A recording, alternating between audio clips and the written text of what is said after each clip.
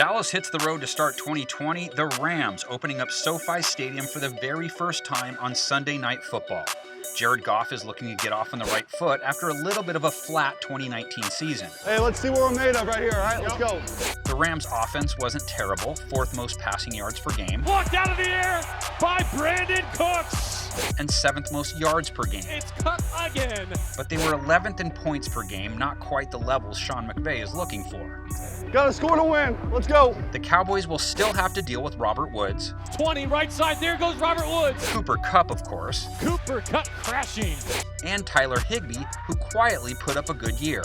Yeah, baby! I love it! So how well equipped is Dallas to handle that bunch? They weren't especially strong against the pass last year. He's gonna loop it back of the end zone, and it's caught. Touchdown! They didn't give up a lot of passing yards per game, but they allowed a rating over 90 and gave up one of the highest completion percentages in the league. And he darts up between the hashes into the end zone. Touchdown! And they lost their top cornerback, Byron Jones. Jones break it up is going for Foster. And their starter at safety, Jeff Heath. There is a sense that Chidobe Awuzie is a star in the making, though. Off the hands of Ginn and intercepted by the Cowboys. They'll also be trotting out a bunch of new guys up front, too. But will they be able to get to Goff? Lee's there. He sacked him. Dallas' sack total was subpar last year, which is why they're gambling on Aldon Smith.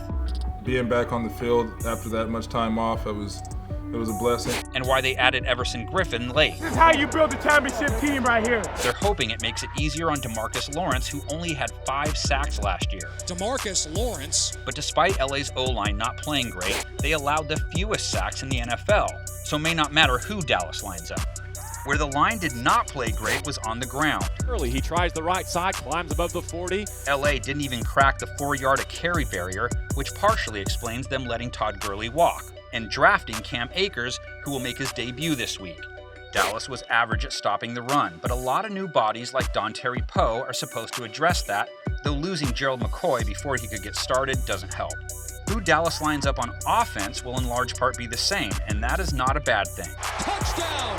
Second in passing yards per game. Give all the credit here to Dak Prescott. First in yards per game. The man to the middle of the field, it's caught, and it's in for the touchdown. Sixth in points per game. Let's go, Dak! Dak Prescott had a terrific season. Throws to the goal line, the ball is caught. Touchdown. As did Amari Cooper. What a fantastic grab by Amari Cooper. And Michael Gallup. Gallup leaping. And they added CeeDee Lamb in the first round, so their passing attack might be even better. That's for darn sure. The Rams, of course, traded for JALEN RAMSEY, so he can account for one of those guys. Julio Jones against JALEN RAMSEY. Troy Hill is on the other side, and he actually had a really good year in 2019. Tipped and intercepted. Eric Weddle is gone, though. However, Taylor Rapp really came on last year, so they're still strong on the back end. Is intercepted at the 30-yard line. Returned for a touchdown. Same can't be said for the linebacking core, though. Right up the middle. Touchdown!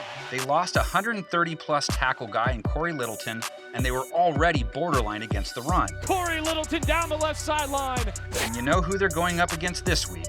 That is Ezekiel Elliott at his best. Ezekiel Elliott put up another monster year. The Cowboys' run game is still one of the best in the league. They ain't stopping shit. Dallas's O-line is still one of the best in the biz as well, despite losing starter Travis Frederick. And they'll be tested in this one, of course, because they're up against a one-man wrecking machine. And it's a sack. Aaron Donald! Aaron Donald literally gets triple teams at times, and why not do that to him in this one too? Because he lost Dante Fowler, who was second on the team in sacks last year. We got him again! As well as Clay Matthews. He's stacked! Ball comes out! They brought in Leonard Floyd to help, but only 3 sacks last year, so unclear what they might get from him. And the pocket collapses around him, and down he goes. On paper, at least, the Cowboys appear more than able to throw a few extra bodies in front of 99, which would go a long way to giving Dak plenty of time. Tons of intrigue in this one, great matchups galore, which is why it's on Sunday Night Football, right? Fill the comments with your predictions. We're going to fill up some of these graphics with some of our own. Go to the near sideline, belt high catch made on the sideline at the 7, down the sideline and tumbling into the end zone, touchdown. Pitch it back to Goff for a flea flicker, throws for Kupp, wide open, the Bengals defender falls down. Cooper Kupp sprinting down the far sideline, and he will take it to the house.